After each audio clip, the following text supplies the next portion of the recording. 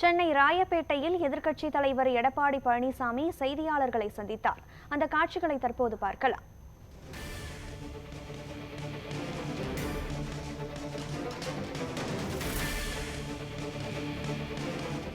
ஆங்கில புத்தாண்டு நல்வாழ்த்துக்கள். நன்றி. எல்லாம் மத்தெல்லாம் சொல்ல மாட்டேங்க, நீங்க ஒருத்தர்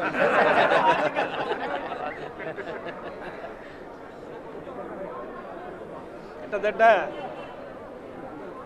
ஒரு 6 நாட்களாக அண்ணா பல்கலைக்கழகத்தில் படிக்கின்ற மாணவி பாலியல் வன்கொடுமைக்கு ஆளாக்கப்பட்ட செய்தி தமிழகம் முழுவதும், ஏன் இந்திய அளவில் பேசப்படுகிற ஒரு செய்தியாக இருக்கின்றது. மிகுந்த அதிர்ச்சிக்குள்ளாகின்ற செய்தி. இன்றைக்கு மாநிலம் முழுவதும் இந்த செய்தி காட்டுத்தீ போல் பரவி இருக்கிறது.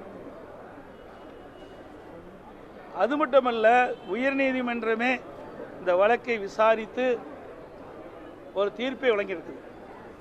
அனைத்து இந்திய அண்ணா திராவிட முன்னேற்ற கழகத்தினுடைய பெண் வழக்கறிஞர் ஆர் வரலட்சுமி என்பவர் உயர்நீதிமன்றத்தில்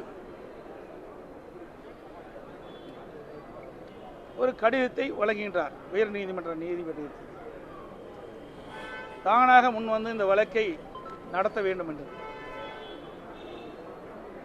ஆனால் நீதி அரசர் அவர்கள் இதற்கு தலைமை நீதிபதியிடம் அனுமதி வாங்க வேண்டிய சூழ்நிலை இருக்கிறது என்று தெரிவித்தவுடன் பெண் வழக்கினர் ஆர் சரஸ்வதி அவர்கள் உடனடியாக ரிட் மனு உயர்நீதிமன்றத்தில் தாக்கல் செய்யப்படுகின்றார். அந்த ரிட் மனு வழக்கை எடுத்துக்கொண்டு நீதியரசர் விசாரித்து ஒரு தீர்ப்பை வழங்கியிருக்கின்றார்.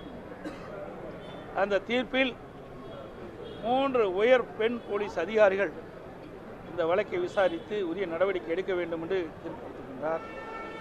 அதற்கு முன்பாக பல்வேறு முரண்பட்ட கருத்துக்கள் பத்திரிகைகளே ஊடகத்தில் செய்திகள் வந்தவண்ண இருக்கின்றன. பாலியல் வன்கொடுமைக்கு ஆளாகப்பட்ட பெண் கொடுக்கப்பட்ட புகார் இன்றைக்கு ஊடகத்தின் வாயிலாக, பத்திரிகையின் வாயிலாக வெளிவந்தது எப்படி? இது ஒரு தவறான முன்னுதாரணமாகிவிட்டது. ஆகவே சட்டத்துக்கு புறம்பாக இது உள்ளது.